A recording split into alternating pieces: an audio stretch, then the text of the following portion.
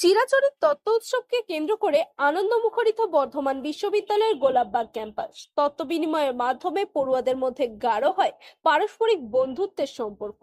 কোনো কোনো ক্ষেত্রে আবার ঘটে প্রেমের আদান প্রদান, পায় প্রেমের পূর্ণতা। অনেকে সরস্বতী পুজোকে বাঙালির ভ্যালেন্টাইন্স ডে বলে থাকেন। এদিনই পূর্ণতা পায় বহু প্রেম। অনেকেই ধরা দেয় তার ভালো লাগার মানুষের কাছে।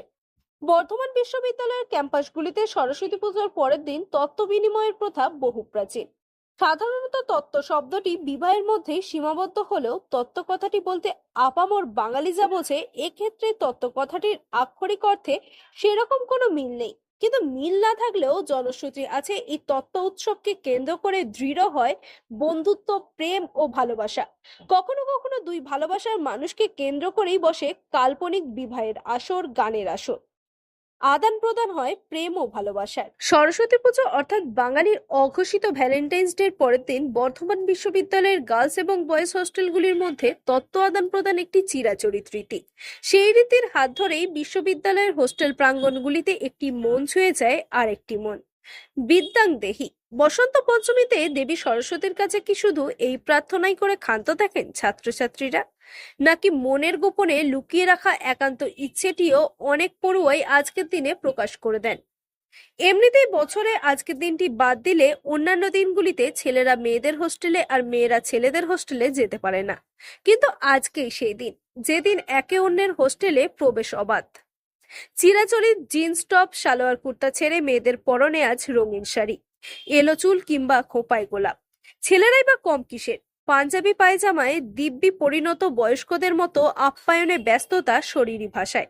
এদিন প্রথম ছেলেদের হোস্টেল থেকে ফল, মিষ্টি, চিপস, চকলেটে ভরা তত্ত্বের ডালি পৌঁছে যায় ছাত্রীদের মীরাবাই, নিবেদিতা, প্রীতিলতা, সরোজিনী, গার্গী হোস্টেলে। এই দিনটাই গার্লস হোস্টেলের গেটে তাদের বাধা দেওয়ার জন্য কেউ থাকেন না। আর তারপর রাত জেগে নিজেদের সাজানো তত্ত্ব নিয়ে মেয়েদের দল পৌঁছে যায় অরবিন্দ, চিত্তরঞ্জন, নেতাজি, বিবেকানন্দ, রবীন্দ্রনাথ কিংবা আইনস্টাইন হোস্টেলে।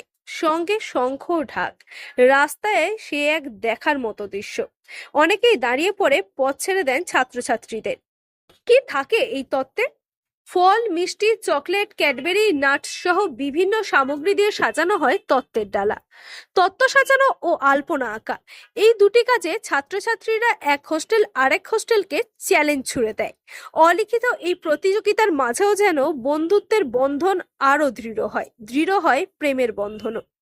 তাই বর্ধমান বিশ্ববিদ্যালয়ে 14ই ফেব্রুয়ারি নয়, সরস্বতী পুজোর পরের দিনই অঘোষিত ভ্যালেন্টাইন্স ডে। আমাদের এই ইউনিভার্সিটির ছাত্র এবং ছাত্রীদের যে হোস্টেলগুলো রয়েছে তাদের মধ্যে এক সুন্দর স্নেহের, প্রেম, প্রীতির খুনসুটির সম্পর্ক রয়েছে। তো সেই সম্পর্কটাকে আরো গভীর করার জন্য আর বন্ধুত্বটাকে সেলিব্রেট করার জন্য আজকের এই এইটা এমন একটা কথা যেটা শুধুমাত্র বর্ধমান বিশ্ববিদ্যালয়ে রয়েছে, আর পৃথিবীর অন্য কোনো বিশ্ববিদ্যালয়ে কিন্তু নেই। এই অভিনব প্রথাটির মাধ্যমে আমরা আমাদের বন্ধুত্বের মেলবন্ধনকে আরো দৃঢ় করার চেষ্টা করি। তাই সারা বছর আমরা প্রত্যেক বয়েজ হোস্টেল এবং গার্লস হোস্টেলের ছেলেমেয়েরা মুখিয়ে থাকি আজকের দিনটার জন্য।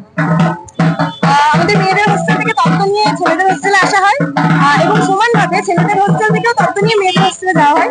তার সঙ্গে থাকে প্রচুর গল্প, আড্ডা, খাওয়া দাওয়া, গান বাজনা, এইসবের মাধ্যমে দিনটাকে আমরা কাটাই। অবশ্যই বন্ধুত্ব মানেই তো ভালোবাসা।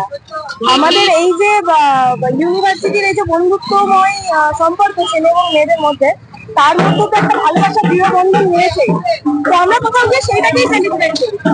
আমাদের এটা এক প্রকার বলতে পারেন ঐতিহ্যের উত্তরাধিকার। মানে প্রত্যেকটা হোস্টেলে যায়, ঠিক আছে, আসে। এমনকি আমরা কলেজের, এখানে তো ইউনিভার্সিটি সব, আমরা কলেজ থেকে আসছি, রাজ কলেজ থেকে।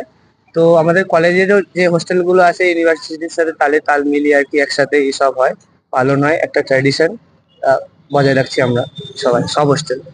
একদম ভালোবাসা, একটা মানবিক ভালোবাসা যেমন আছে সেরকম সব রকম ভালোবাসা এখানে আছে, ঠিক আছে। সামনে ভালোবাসা দিবসও আছে।